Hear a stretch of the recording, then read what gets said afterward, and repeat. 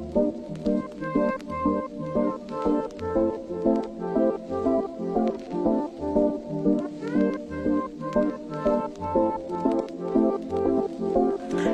can have all that you wanted, darling. Know the world is yours. I've been up chasing the sunset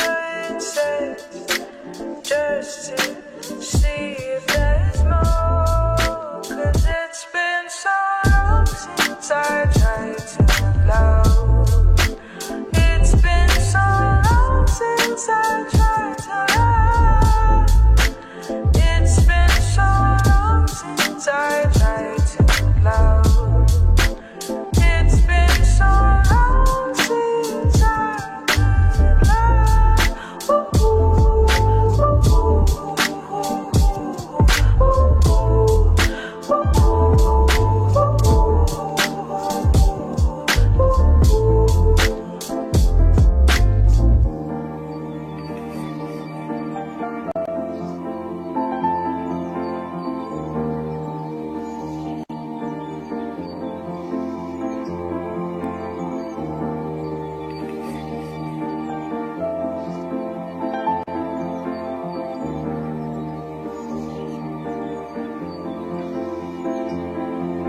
sunshine, please don't go away now. Heaven, do you have a place now? Loved ones, go enjoy the rays now. I can't go there yet. Welcome to the Sparkle Show. With us we have Lorenzo. Lorenzo, I am so happy that you're on because your life is incredible. You've done so much. You've gone through a lot. Tell us a little bit about your journey.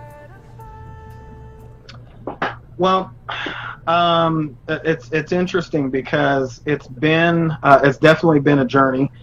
Growing up, I guess with a family that was in church, and then, obviously there's some things that happened, and I was taken away at a age where I was young, and so then placed in foster care. And from that point, it was kind of a lot of people say mind shift, but it was more of a life shift, because when you're used to living a certain way and out of that,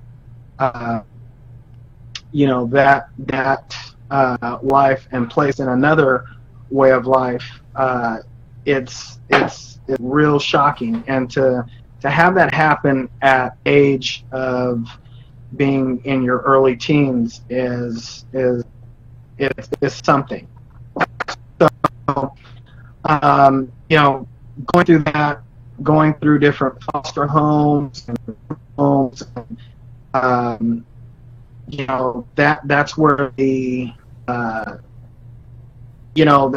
changes started to happen, and it was almost kind of like, hey, I have to be a certain way in order to survive. So, the interesting thing is, I've had people ask me. We've talked, I've gone over this story 1,000 times, and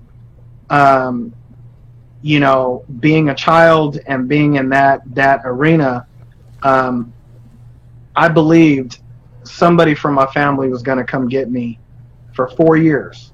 4 years. So I kept my clothes packed for 4 years as a child, thinking somebody was going to come get me, and nobody showed up.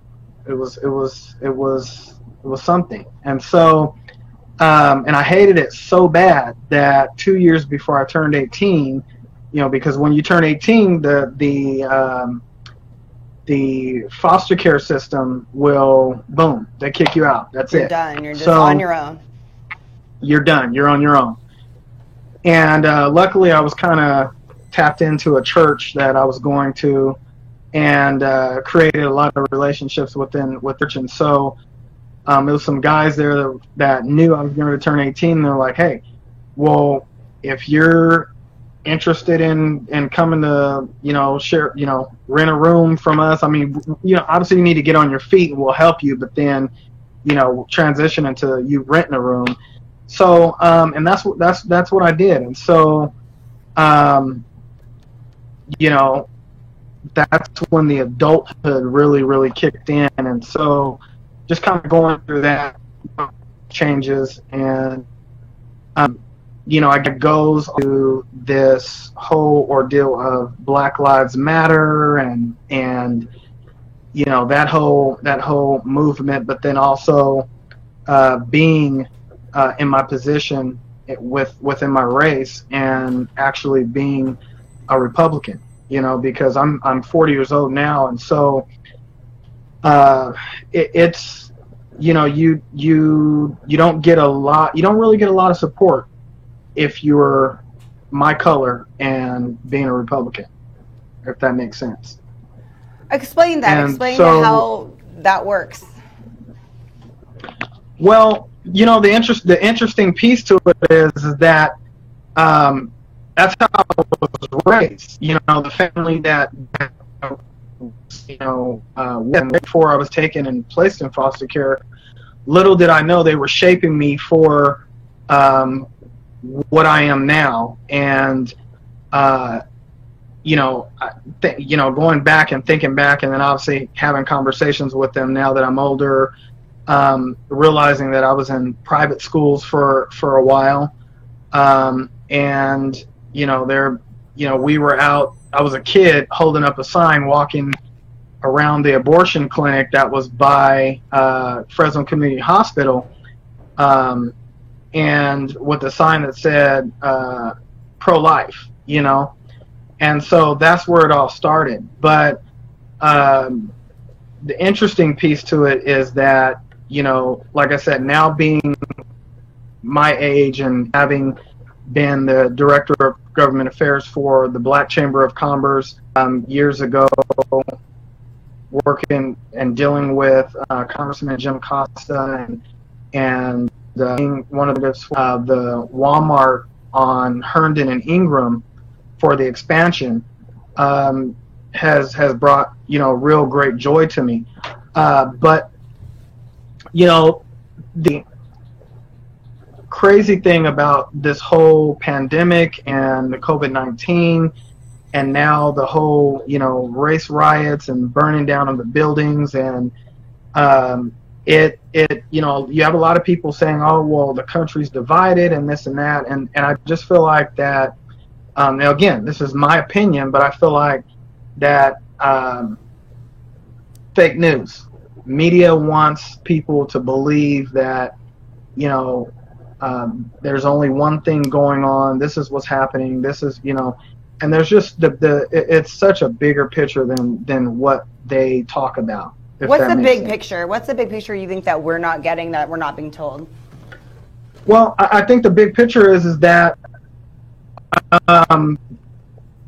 we have to understand that I mean, it's just real deep, because again, let me back up a little bit. If you look at me now, you would never know that I was locked up. You would never know that I actually went and did prison time. I used to be involved in gangs, and that was one of the reasons why Clovis High and a couple other schools and just organizations have had me come speak, because not to take away from the older people that come and try to talk to you about say no to drugs and gang violence and this and that, but kids are not going to listen to that versus listen to somebody that actually lived it, went through it. I mean, when I say lived it and been through it, I mean everything. Selling drugs, just everything. So, I find your experience really unique, because you were at the very, very bottom, which would be being in prison, being a drug addict, and now you're at the very top because you're with politicians, you're making things happen. What do you tell these kids that are looking at you like, wow? Well, I mean, first of all, what I say is, it's like, never give up on your dreams. And if you believe in yourself, other people will be drawn to you by, how you move in life. And just because you've had a past history where you made some poor choices, and a lot of people may say, well, gosh, he did this and he did that. Well, why don't you go back and find out why? So, and with that being said, it's like, I've had this conversation with other people to where, they're like, well, have you had that, where you've been pulled over by the cops and your hands are on the steering wheel and, they pull you out and throw you on the floor and this, and I'm like, no. And to be honest with you, I've been pulled over by Clovis PD, Fresno PD, and guess what? And even with my past, guess what? We end up talking. We were laughing.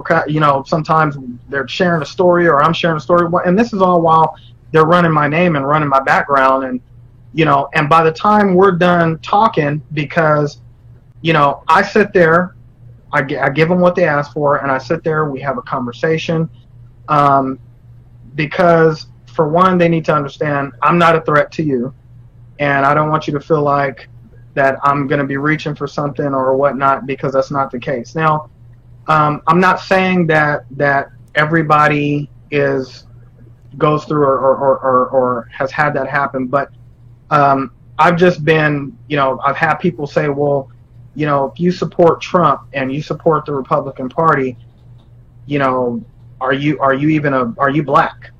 How do you support Black Lives Matter? And it's kind of funny because, being half and half, half black and half Latino, it's interesting because I feel like I have the best of both worlds. But with that being said, I still have the black side, which is clear, and there's just, I feel like if you're not with your pants below your butt, and I think it's just your how you're dressed. I mean, first of all, one thing, and then how your demeanor is, how you act. If you can't follow instructions, then there's going to be an issue. And that's just kind of where that's kind of my thought process on that. So what do you say when people are like, you support Trump? Every day someone's saying something, and my friends are saying something. I had a friend the other day post, if you're a Trump supporter, it doesn't mean you're racist, but it means you're okay with it. And I'm just like, no, I don't know. How do you combat that? Do you think Donald Trump's a racist? Donald Trump is absolutely not a racist. Donald Trump he doesn't have a filter. And so people need to understand. I think the big problem is, America is so used to regular, real politicians saying the same things to us every single election year. Oh, I'm about healthcare. Oh, I'm about the people. I'm for the people, and vote for me, and I'm gonna make sure that these changes happen. We're gonna make sure that taxes are cut for you. We're gonna give you a tax break. The problem with that is that now you have a multi-billionaire that came in, that won, and they didn't expect that, and he is really the bigger problem is that they're making it seem like he's a racist. Now granted, there's some things that he says or he tweets, and it's just like, God, why did you say that? But again, he's not a polished politician, and he's had black girlfriends, he's got a lot of black friends, and he supports. I believe he supports all races. He's for the people, but number one, he's for America. Unfortunately, we had a President Obama, who dropped over 1.6 billion dollars on a tarmac in I believe what was it, Iran or wherever that was in the Middle East. Okay, And so we've been in bed with other countries and places like China for so long, and they've just been robbing us of money and a lot of different things. That's why when you go to the store, 90% of what you buy or what you see says made in China. If you flip over the toy that you buy your kid, if you flip over something, a piece of clothing that you buy, or whatever the case may be, 90% of it is going to say made in China. What Trump is trying to do is bring, and make America first, because at the end of the day, nobody's gonna back us before we back ourselves. And we're the engine to the world. We're the most wealthiest country in the world. That everybody relies on us. And Trump is here saying, "Hey, whoa, wait a minute. Why are we paying you this money? Why are we paying out that money? Why are we doing this? Why are we doing that?" And the thing about it is that, again, it's not about white, it's not about Mexican, it's not about black, it's not about Asian, it's about Americans. And my thing is, if you hate America that bad, pack your stuff and leave. As simple as that. Because I love United States. I absolutely love United States. Now, my dad, my grandparents, they're in Brazil.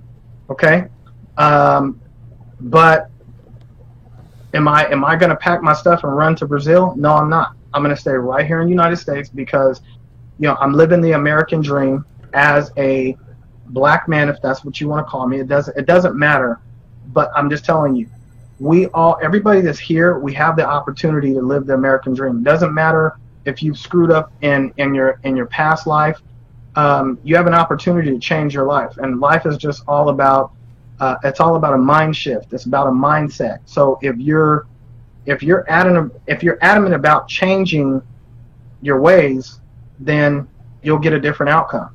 But if you continue to do the same thing over and over and over, that's like somebody going to prison, and you go to prison for something, you get out, you change what you did wrong, and you don't look back and you don't go back. The insanity, but doing the same thing over and over, expecting different results. Over and over, correct, and expecting a different outcome, correct. So how are you a representative of the Black Lives Matter movement? Well, that's the thing. That's the peculiar thing. I wouldn't say that.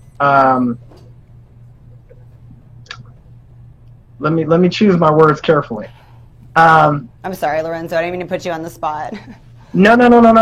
That's fine. I support Black Lives Matter because I'm gonna tell you, I don't care what the case may be. If a black guy, a black man, reaches for something, as a cop, as a human being, you don't know what they're reaching for. It'll make people jump. But I feel like that unless you know for sure that you see them pulling a gun out of the glove compartment or under the seat, then that gives you the right to do what you have to do. Now, you have the right to protect yourself. But for me, pulling black men out of the car, throwing them on the floor, putting your knee on their neck and on their head, that's an issue to me. And I don't know if you've ever heard this term 40 acres and a mule. Have you ever heard that? That no, they said that was something. Have you heard that before? Tell me. No, explain to us. Okay, so you know how the Native American, the Indians, they've been given the casinos. Right. You have the Punjabis that come from India or Pakistan, and a lot of times they work together within their community, but then they also work with the government, and they're able to obtain gas stations, 7-Elevens, liquor right. stores. Asian Americans obtain Chinese restaurants, nail parlors, those different things.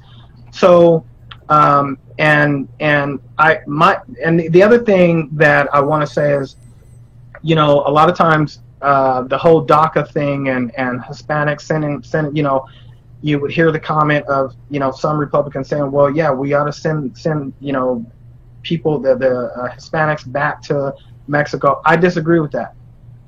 Because for me, I believe if you go to Los Angeles, where I've lived for years, as well as here in Fresno, Hispanic people are one of the most hardest working people I've ever seen in my life. Okay.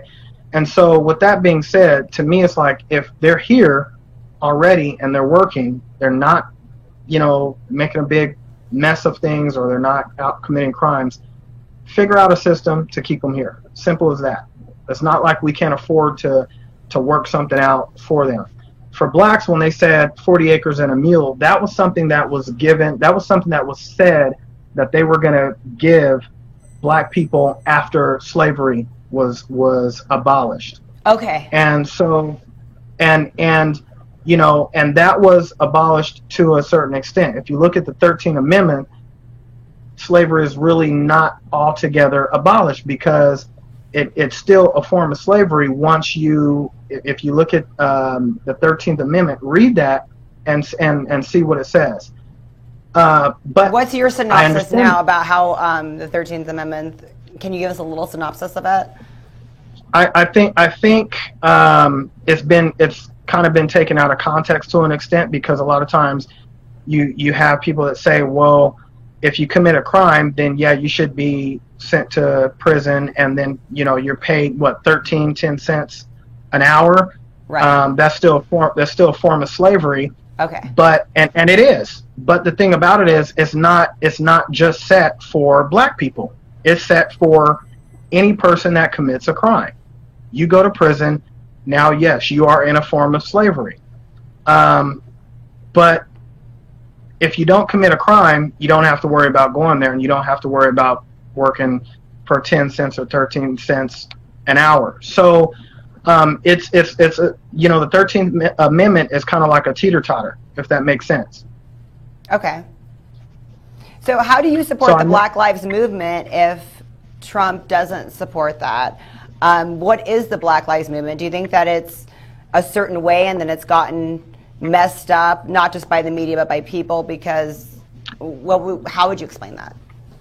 I think it has, and that's a good question. You bring up a very good question. So me supporting Black Lives Matter, I support, let me say this, I support all lives matter, but I do support black men being shot down, and just brutally murdered or beaten or the roughness that has been done. But it's not all cops. Not all cops are doing that. And so that's the conversation. Now, granted, it's things are finally changing, and I think that's great. And regardless to what it's taken, things are changing. So that is probably the furthest to the extent of where I support it. I do support them, black men not being shot and killed, for being pulled out of the car or whatever the case may be. Now, if they clutch and they grab a gun, well, then you're opening up Pandora's box to be shot and killed, because the police they're going to protect themselves. It's as simple as that. What do you think about some of the stuff that's going on, like violence and stuff? Some people are committing things and saying it's part of that. There is a picture of people burning the flag, saying the 4th of July is racist and all of that, and they were part of Black Lives Matter. What do you think about that? Do you think they're taking it out of context? They're not part of your Black Lives Matter, what it stands for, what you believe? What would you say to that? I would say that for people that are burning the flag, and if you're that angry, if you're that upset with the United States, please pack your bags and leave United States. Because if you can't respect the flag and you don't respect where you live, then why are you here? Do you think that's a poor representative of the movement? Do you think they're ruining the movement? That the movement's a really good movement? They are ruining it. They are ruining, and the reason why I say that is because here's my thing. There is, and being a Republican, I have to applaud the Democratic representative that pushed a bill forward, and thank God to Congress that they are moving forward with this, but there was a bill that was passed that blacks will receive reparation for, our ancestors being in slavery. Okay. Those are the kind of changes that you have to make. It's not, the whole Black Lives Matter movement. There's a tipping point to that. If you want to march, okay, I understand people were frustrated, so they were burning down things and looting and tearing up things. But that is not the way to get your point across. The way to get your point across is to, go to your city leaders, go to your town hall meetings, because they have them. But, change is in numbers. And so if you're not where they are proposing bills and sending paperwork and voting, then you're not going to have the change. It makes no sense. It's kind of like us. Okay. So, if they came to our building, let's say they were rioting and they came to our building, we have medical transport vans here. We have ambulances here, American ambulances here. There's a lot of. Tell us a little bit about this, by the way, before you get into that. A little bit about what you do. Say that again. I'm sorry. Tell us a little bit about the building that you're in and that you work for one of those businesses. Tell us a little bit about that. I'm sorry to switch gears. We'll go back to that. Tell us a little bit about where you're at right now.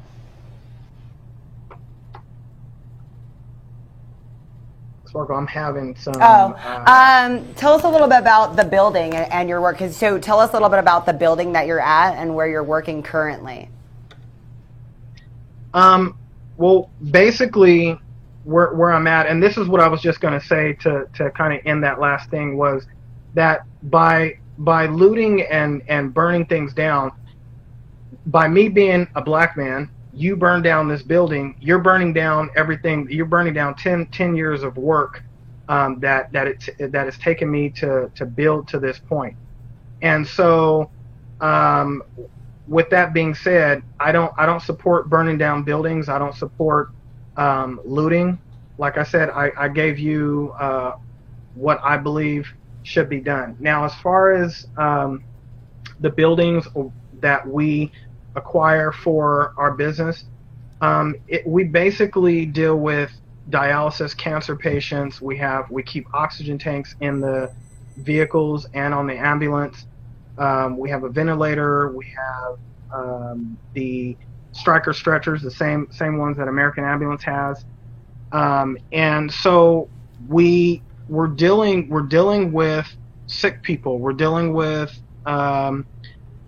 people that get discharged from the hospital. And so we have a lot of equipment here. We have a lot of valuable things here. And so I think what we do is important. Being a frontline worker, aside from this, I assist in orthopedic and vascular and general surgery when there's 20 to 25 cases or more.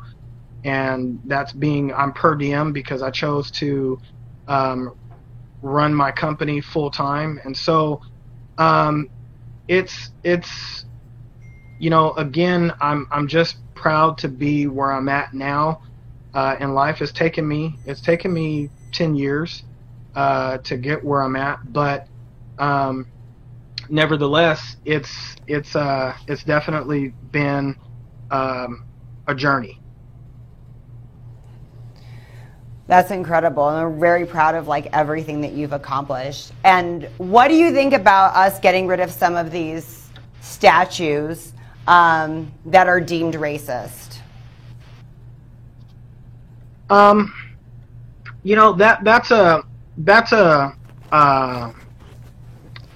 on the fence with that one, and the reason why I say that is because I do believe that the statues that signify racism, so if they were slave owners, I say, and they were known racists, I honestly, like I said, I'm on the fence with that. I kind of feel like that they should be removed. I definitely don't think that the Confederate flag should be able to fly on anywhere in our country, because we know what that symbolizes. And so I think it's just on any end.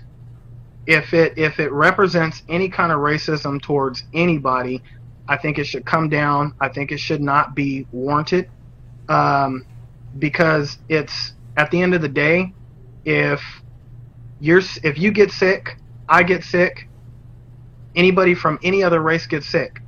And back when I used to work in the hospital, when I worked in ER, we saved lives. And so if you get in a car accident, you get one of your arms removed or your leg is broken, we have to take your blood. Just because you're Mexican or Hispanic or you're white or whatever or black, that it hasn't, your blood, you bleed the same blood. So why can't people understand that, at the end of the day, we're all human beings. We are all one race. It's just, if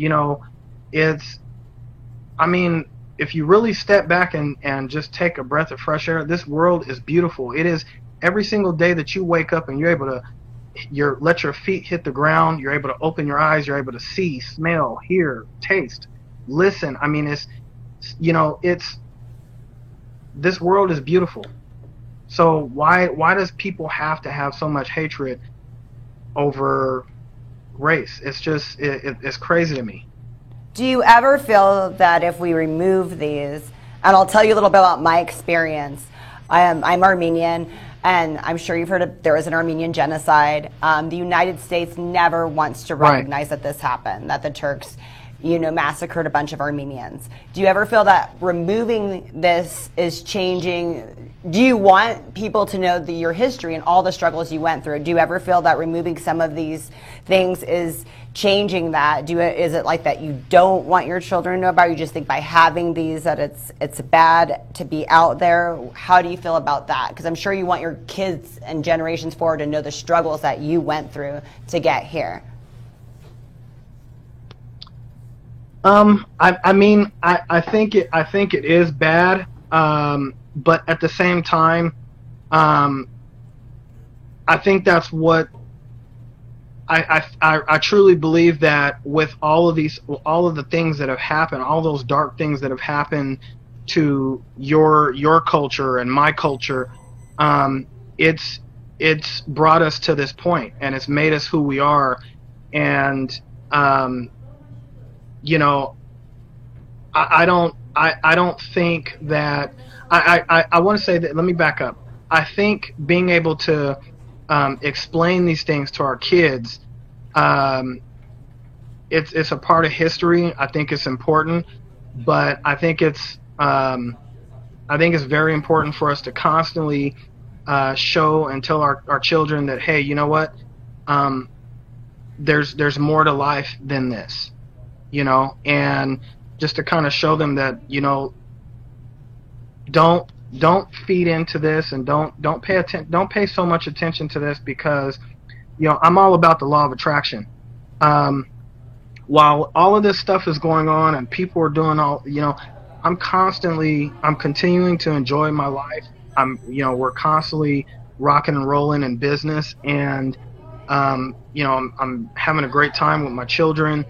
And so I just feel like if you feed negative energy into the universe, the universe can't do anything but give you negative energy back into your life. And if you feed positive energy into the universe and you're just constantly being positive, no matter what's going on, the universe can't do anything but allow positive things to happen to you. And I believe with having that same energy that you put into the universe for yourself and for your own life, we do that and we put that into our children, we're going to get that same result out. Before I let you go, what positive changes have you seen President Trump make towards the Black community? We had the actor Paul Rodriguez on a few weeks ago, and he talked about how Trump really helped the Central Valley get their water, which essentially helped farmers, which essentially helped much of the Hispanic community in the Central Valley. Have you Right. seen some positive changes that Trump has made for the black community? Well, let me put it to you this way.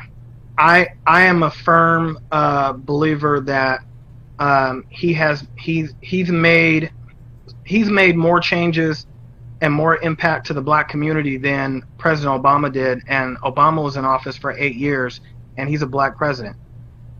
He didn't do anywhere near the amount of things and open up the doors that Trump has opened up for African Americans, or for that matter, for all that's here in the United States.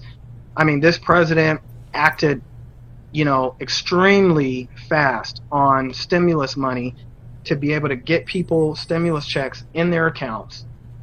He acted fast on making sure that the SBA, making sure the SBA and is pushing PPP loans and the IDA loans for minority and small businesses. Now, notice I said minority because that was one of his key things. And so